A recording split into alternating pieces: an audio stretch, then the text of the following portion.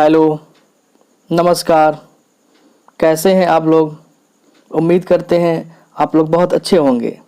तो आइए एक बार फिर से स्वागत करते हैं हम आपको अपने चैनल पर, और आपसे यह कहना चाहेंगे कि यदि अब तक आपने मेरा चैनल सब्सक्राइब नहीं किया है तो सबसे पहले मेरे चैनल को सब्सक्राइब कर लें और बेल आइकॉन को दबा लें, जिससे सभी वीडियो आप तक ससमय पहुंच जाए। तो चलिए, समय को ज़ाया न करते हुए हम शुरू करते हैं आज का सेशन। तो आज का सेशन जो शुरू होगा, उस आज के सेशन में आपको मिक्सचर पढ़ाया जाएगा। इस मिक्सचर का 2 पार्ट आपको पहले ही पढ़ाया जा चुका है, अर्थात वैसे स्टूडेंट्स जो नए हैं वे पहले पार्ट 1 और पार्ट 2 के वीडियो को देखें, उसके बाद ये पार्ट 3 के वीडियो को देखेंगे। तो चलिए शुरू करते हैं। देखिए, पहला क्वेश्चन आपके स्क्रीन पर लगा हुआ है। क्वेश्चन है 729 ml घोल में दूध और पानी का अनुपात 7:2 है। इसमें कितना और पानी मिला दिया जाए कि यह अनुपात 7:3 हो जाए। तो चलिए देखते हैं क्या अप्रोच हो हमें इन प्रश्नों को हल करने के लिए। इसके लिए स्क्रीन को थोड़ा सा हम और ऊपर करते हैं और आपको दिखाते हैं। देखिए, आपको पहले भी यह चीज़ बताया जा चुका है कि यदि कोई भी चीज़ का मिश्रण है, अर्थात दूध और पानी का मिश्रण है, हम अलग से सिर्फ पानी मिला रहे हैं तो दूध की मात्रा में कोई अंतर नहीं आएगा। अर्थात जो दूध पहले था, मतलब जितनी मात्रा दूध की पहले थी उतनी मात्रा ही दूध की बाद में होगी। यह चीज़ आपको पहले हमने बता दिया था पहले पार्ट में, इसलिए इस चीज़ को अब हम ज़्यादा बता करके समय को जाया नहीं करेंगे। आप देख सकते हैं इसमें कहता है कि 729 ml घोल में दूध और पानी का अनुपात 7:2 था। हमने लिख लिया मिल्क और वाटर, इसका रेशियो कितना था? 7:2 हमने लिख लिया। फिर प्रश्न कहता है इसमें कितना पानी और मिला दिया जाए कि यह अनुपात 7:3 हो जाए। अब आप देखो, आपका जो रेशियो बनाना है 7:3, तो सबसे पहले हम देखेंगे कि मिलाया क्या गया है। आप देखेंगे कि इसमें क्या बोल रहा है, कितना पानी मिलाया जाए, अर्थात बाद में पानी मिलाया जा रहा है। तो आप देख सकते हैं कि जब बाद में पानी मिलाया जा रहा है अर्थात दूध की मात्रा समान होनी चाहिए। तो सबसे पहले हम चेक करेंगे क्या प्रारंभ में और अंत में दूध की मात्रा समान थी। हम देखेंगे हाँ, बिल्कुल समान थी। पहले भी दूध 7 था और अभी भी दूध 7 है। अगर समान नहीं होती तो हम क्या करते, समान कर लेते, लेकिन यहाँ पे ऑलरेडी समान है। तो अभी आपको कुछ नहीं करना है, सिर्फ देखना है कि दूध बढ़ा कितना। हम देख सकते हैं पहले 2 था, अब 3 हुआ, अर्थात हम डाले कितना, 1 डाले। हम कितना डाले, 1 डाले। आते हैं सवाल की तरफ। हम देखते हैं सवाल में कहा क्या रहा था, जरा आप देख सकते हैं। प्रश्न में कह रहा था 729 ml घोल था, यानी प्रारंभिक जो मात्रा थी वह 729 थी, लेकिन ये जो रेशियो था वह कितना था, 7 और 2 का। तो इस हिसाब से जो मात्रा आ रही है, कितना आ रही है, 9।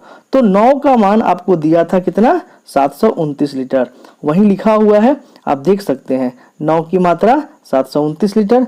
तो आप बताओ 1 का मात्रा कितना होगा, 729/9। आप इसको कैंसिल आउट करोगे, कितना होगा, 81 लीटर। सॉरी, यहाँ पे ml है इसीलिए ml। तो सवाल पूछ रहा था कि कितना पानी मिलाया गया था।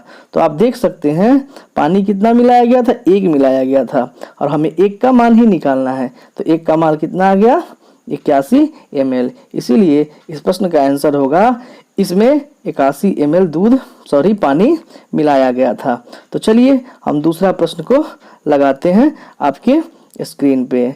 तो स्क्रीन को थोड़ा सा ऊपर करते हैं और दूसरे प्रश्न को लगाते हैं। आप देखेंगे और इसको बनाएंगे और काफ़ी आसानी से ये प्रश्न भी आपसे बन जाएगा। तो चलिए देखिए दूसरा प्रश्न कहता है 378 ml घोल में दूध और पानी का अनुपात 9:5 है। इसमें कितना और पानी मिला दिया जाए कि दूध और पानी का अनुपात समान हो जाए। अनुपात समान होने का मतलब होता है अनुपात 1:1। जैसे आप देखिए, समान 5-5 भी कीजिएगा तो इसका आप रेशियो निकालिएगा तो 1 और 1 ही होगा। तो अनुपात समान का सीधा अर्थ आप समझ सकते हैं, अनुपात समान का अर्थ होता है 1:1। ठीक है, तो चलिए इस प्रश्न को हम बनाते हैं। देखिए, दिया था प्रारंभ में दूध और पानी का अनुपात 9:5 हमने लिख लिया। फिर बाद में कहता है दूध और पानी का अनुपात समान हो जाए, हमने अनुपात समान यानी 1:1 कर लिया। फिर देखिए आपका प्रारंभिक क्षमता कितना था, 9 और 5 मिलकर के कुल कितना था, 14। लेकिन प्रश्न कह रहा था नहीं, कितना लीटर है, 378 लीटर, अर्थात इस 14 का मान है 378 लीटर। तो आप बताओ एक का मान कितना होगा, 27 लीटर। एक चीज हम बताना भूल गए, उसको हम बताते हैं, उसके बाद फिर इस प्रश्न को समझाते हैं। आप देखो, सवाल बोल रहा था कि इसमें सिर्फ पानी मिलाया गया था। इसमें क्या मिलाया गया था, सिर्फ पानी। तो दूध की मात्रा समान है या नहीं पहले चेक करना होगा। तो आप देखिए प्रारंभ में दूध की मात्रा कितनी थी, तो आप देखेंगे प्रारंभ में दूध की मात्रा 9 थी, लेकिन अभी दूध की मात्रा कितनी हो गई, 1 हो गई। यह कैसे हो सकता है, क्या यह संभव है? जब दूध से कोई छेड़छाड़ किया ही नहीं गया तो दूध की प्रारंभिक मात्रा और दूध की बाद की मात्रा में कोई अंतर नहीं होनी चाहिए। तो आप देखेंगे कि जब दूध की मात्रा 9 है तो इसे भी 9 बनाना होगा। तो आप बताओ एक को 9 बनाने के लिए क्या करना होगा, तो हमें 1 को 9 बनाने के लिए 9 से गुना करना होगा। तो 9 से गुना किए, 9 एकम 9, इसमें भी 9 से गुना किए, 9 एकम 9। तो अब यह जो अनुपात है वह 1:1 न रह करके कितना हो गया, 9:9। तो अब आप यहाँ देख सकते हैं ये जो प्रारंभिक मात्रा था 14 था, तो 14 का मान सवाल में दिया था कितना है, 378 ml। तो हमने लिख लिया 14 का मान 378 ml। तो 1 का मान हम निकालेंगे, भाग देंगे 378 बटा 14, काटेंगे आएगा 27। तो 1 का मान कितना आएगा, 27 ml। अब आप देख सकते हैं ये कितना पानी मिलाया गया था। तो आप देख सकते हैं प्रारंभ में पानी 5 था, अब पानी हो गया 9। तो मिलाया कितना गया, 4।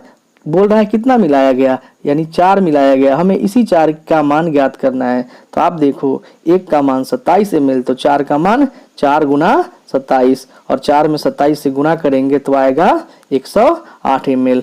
उम्मीद करते हैं काफी अच्छे से ये प्रश्न भी आपको समझ आया होगा। तो चलते हैं हम अगला प्रश्न लगाते हैं आपके स्क्रीन पे, और इस प्रश्न को कैसे हल किया जाए ये भी आपको बताते हैं। तो देखिए अगला प्रश्न आपके स्क्रीन पे लग चुका है। तीसरा प्रश्न कहता है 420 ml घोल में दूध और पानी का अनुपात 9:5 है। इसमें कितना और पानी मिला दिया जाए कि यह अनुपात 3:2 हो जाए। यह भी सेम प्रश्न है, ज्यादा दिमाग आपको नहीं लगाना है। पहले हमको चेक कर लेना है, ये दूध का 9:5 है, बाद में हो गया अनुपात दूध और पानी का 3:2। आप देखिए मिलाया क्या गया, पानी। तो पानी मिलाया गया तो आपको यही सोचना है कि जब पानी मिलाया गया तो दूध की मात्रा नहीं बदलनी चाहिए, लेकिन देखिए यहाँ बदल गया, पहले 9 है बाद में 3 है। क्या यह संभव है? आप बोलेंगे नहीं, संभव नहीं है। क्यों संभव नहीं है? क्योंकि सिर्फ पानी मिलाया गया, तो दूध की प्रारंभिक और बाद वाली मात्रा समान होनी चाहिए। तो सबसे पहले हमारा काम क्या होगा, ये दूध की जो मात्रा प्रारंभिक थी और बाद की थी इसको बराबर कर लेना। तो आप देखिए यहाँ पे 9 है और यहाँ पे 3 है, दोनों बराबर हो जाए इसके लिए क्या करना होगा, आप बोलिएगा नीचे वाले में 3 से गुना करना होगा। तो चलिए हम नीचे वाले में 3 से गुना कर देते हैं। तो इसमें 3 से गुना किए तो आप देखिए 3 में 3 से गुना किए 9, 3 में फिर 2 से गुना किए 6। तो अब जो यह अनुपात आ गया 9 और 6 का अनुपात आ गया। स्क्रीन को थोड़ा सा और ऊपर करके हम इसको अच्छे से समझाते हैं। देखिए स्क्रीन को थोड़ा सा और ऊपर किए, अब आप देख सकते हैं दोनों प्रारंभिक और बाद के दूध की मात्रा समान हो गई। पहले भी दूध की मात्रा 9 थी और अब भी दूध की मात्रा 9 हो गई। अब देखिए पानी पहले था कितना, 5, अब कितना हो गया, 6। मिलाया कितना गया, 1। आपसे पूछ रहा है मिलाने वाला ही निकालना है, तो यानी 1 का मान निकालना है। आप देख सकते हैं 9, 5, 14, 14 का मान दिया था 420 ml, तो 1 का मान आप बता सकते हैं 420 में भाग दीजिएगा 14 से, कितना आएगा, 14 तिया 42, 30 ml। तो 1 का ही मान निकालना था हमें, अर्थात 30 ml पानी मिलाया गया था। उम्मीद है काफी अच्छे से यह प्रश्न भी आप समझ गए होंगे। तो चलिए हम चलते हैं अगले पेज पे और लगाते हैं अगला प्रश्न, जिसे आप देखें और समझें। यह प्रश्न भी काफी आसानी से आपको समझ आ जाएगा। तो एक लगा रहे हैं हम अगला प्रश्न। देखिए लग चुका है आपको प्रश्न 4। आप देख सकते हैं इस प्रश्न में कह रहा है एक बर्तन में दूध और पानी का अनुपात 5:3 है, तो उस मिश्रण का कौन सा भाग पानी से बदल दिया जाए कि वह अनुपात 1:1 हो जाए। तो चलिए क्या अप्रोच हो इस प्रश्न को बनाने के लिए, देखते हैं हम। थोड़ा सा स्क्रीन को ऊपर करते हैं और अच्छे से आपको समझाते हैं। आप देखिए सवाल क्या कह रहा था। जो मिश्रण था उसमें, एक मिनट हम थोड़ा सा फिर करके आपको सवाल दिखा लेते हैं, फिर समझाते हैं। आप देखिए इसमें बोल रहा था एक बर्तन में दूध और पानी का अनुपात 5:3 हमने लिख लिया, दूध और पानी का अनुपात 5:3। उसके बाद सवाल क्या कह रहा था, उस मिश्रण में कौन सा भाग पानी से बदला जाए कि वह अनुपात 1:1 हो जाए। अर्थात बाद का जो अनुपात है कितना लाना था, 1:1। अच्छा एक बात हम आपको समझाना चाहेंगे कि आप देखिए पहले अगर दूध था 5 लीटर, मतलब दूध और पानी दोनों मिलाकर के 5 लीटर था। अब सवाल कहता है कुछ भाग निकाल लिया गया, हम मान लेते हैं कि इसमें से 2 लीटर निकाल लिया गया, और फिर बोलता है कि 2 लीटर जितना निकाला गया उतना ही पानी डाला गया। अगर 2 लीटर हमने निकाला तो 2 लीटर ही पानी डाल दिया, तो आप बताओ कुल मात्रा जितना रहेगा उसमें कोई अंतर आएगा? आप बोलोगे नहीं, क्यों नहीं आएगा, क्योंकि 2 लीटर निकाला गया और 2 लीटर ही डाल दिया गया। हाँ ये बात अलग है कि उसमें जो दूध और पानी का अनुपात रहेगा वह चेंज हो जाएगा, लेकिन वो जो कुल मिश्रण होगा वह तो जितना पहले था उतना ही अभी रहेगा। बस यही समझाना था। अब स्क्रीन को थोड़ा सा और ऊपर करते हैं और आपको अच्छे से इस चीज को समझाते हैं। तो देखिए स्क्रीन ऊपर हो गया है, कैसे सॉल्व करेंगे। तो आप देखिए पहले 5:3 था, फिर यह 1:1 हो गया। आप देख सकते हैं इसका जो आयतन यानी क्षमता हुआ 5 और 3 जोड़े तो कितना आएगा, 8 आएगा। और ये जो बाद में हुआ था वह 1 और 1 कितना आएगा, 2 आएगा। लेकिन आप सोच समझ सकते हैं, हमने पहले भी समझाया है कि मिश्रण निकाल करके पानी डाला गया तो कुल मिश्रण में कोई फर्क नहीं पड़ना चाहिए, अर्थात जितना कुल मिश्रण पहले था उतना ही अभी होना चाहिए, लेकिन ऐसा नहीं है। ये देख सकते हैं यहाँ पे 8 था और यहाँ पे 2 था। यह अंतर कैसे हो सकता है, क्योंकि अगर दूध 5 जितना दूध निकाला गया उतना ही पानी डाला गया था तो कुल मात्रा में अंतर नहीं आएगा। तो सबसे पहले हमें कुल मात्रा बराबर करनी होगी। तो 8 और 2 को बराबर करने के लिए हम क्या करेंगे, तो आप बोलिएगा इस 2 में हमको 4 से गुना करना होगा। तो हमने 2 में 4 से एक्स्ट्रा गुना कर लिया। क्यों, क्योंकि गुना करेंगे तो ये 8 हो जाए, तो पहले का और बाद का ये कुल मिश्रण बराबर हो जाए। तो हमने इसमें गुना कर लिया कितने से, 4 से। तो इसमें 4 से गुना किया तो इसके रेशियो में भी करेंगे, 4 एकम 4, फिर 4 से 1 में गुना करेंगे, 4 एकम 4। तो अब आप देख सकते हैं यह जो रेशियो है वह बदलकर 4:4 हो गया है। अब आप देखें पहले, अब हम क्या करेंगे, थोड़ा सा ध्यान दें। अब हम मान लेंगे कि कुल मिश्रण ही 5 था, अर्थात जो दूध की मात्रा प्रारंभिक होती है उसी को कुल मिश्रण हम मान लेते हैं। तो दूध की मात्रा कितनी थी, 5। सवाल क्या कहता है, 5 था अब हो गया 4। तो आप बताओ इसमें से निकाला कितना गया, तो आप कहेंगे 1 निकाला गया, तभी तो 5 था और 4 हो गया। तो 1 निकाला गया, तो वही लिखा गया है हमने 5 में से 1 निकाला, अर्थात हमने 1/5 भाग निकाला और या पानी से बदला। तो सवाल पूछ रहा है कि हमने कितना भाग निकाला था या पानी से बदला था, उसका आंसर होगा 1/5। क्यों, क्योंकि 5 था, 5 से 1 निकाला, तो 5 का 1 जो होता है वह 1/5 भाग होता है। उम्मीद करते हैं यह प्रश्न भी आपको काफ़ी अच्छे से समझ आ गया होगा। अगर समझ नहीं आया होगा फिर हम बोलेंगे, वीडियो है आप जाइए उसको देखिए, फिर बैक कीजिए, पॉज कीजिए, नहीं समझ में आए तो फिर आप कमेंट बॉक्स में टाइप कीजिए, आपको समझाया जाएगा। तो चलिए अगले प्रश्न की तरफ। अगला प्रश्न यानी 5वां प्रश्न है, एक बर्तन में दूध और पानी का अनुपात 11:7 है, मिश्रण का कितना भाग निकालकर उतना ही पानी डाल दिया जाए कि वह अनुपात 1:1 हो जाए। देखिए यह भी सेम प्रश्न है, पिछले प्रश्न के जैसा ही है, अंतर सिर्फ यही है कि डेटा चेंज है। तो आइए इसको हल करते हैं, और इसको हल करने के बाद उम्मीद है कि अगर थोड़ा भी नहीं समझ आया होगा तो इसमें आपका वो भी समझ आ जाएगा और सारा कॉन्सेप्ट क्लियर हो जाएगा। तो देखिए सवाल कह रहा था दूध और पानी का अनुपात था 11:7, तो इसका क्षमता कितना होगा, आप बोलिएगा 11 दूध और 7 पानी, तो कुल हुआ 18।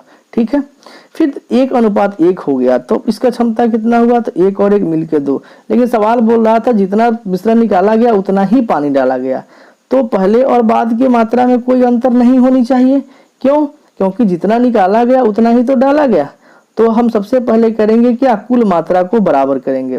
कुल मात्रा को बराबर कैसे करेंगे, इस ऊपर 18 है और नीचे 2 है। आप बताओ ये दोनों बराबर हो जाए, उसके लिए हमें 2 में 9 से गुना करना होगा। तो हमने क्या किया, 2 में 9 से गुना कर दिया। अब आपको पता है अगर एक्स्ट्रा अंक से गुना किए रहते हैं तो रेशियो में भी उतने से गुना करना होता है। हमने गुना किया 9 एकम 9, फिर 9 एकम 9। अब देखिए, अब ये जो रेशियो हो गया वह रेशियो 9:9 का हो गया।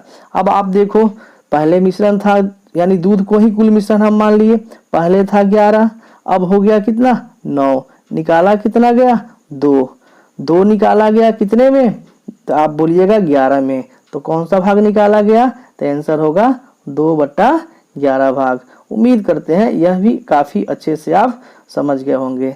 अगर फिर भी समझ नहीं आया हो, हम वही कहेंगे, वीडियो है उसको बैक कीजिए, पॉज कीजिए, दोबारा देखिए, तीसरी बार देखिए, आपको काफ़ी अच्छे से समझ आ जाएगा। तो इस वीडियो को हम और लंबा ना करते हुए इस सेशन को हम यहीं पे ख़त्म करते हैं और उम्मीद करते हैं कि आपको काफ़ी मज़ा आया होगा। तब तक के लिए धन्यवाद।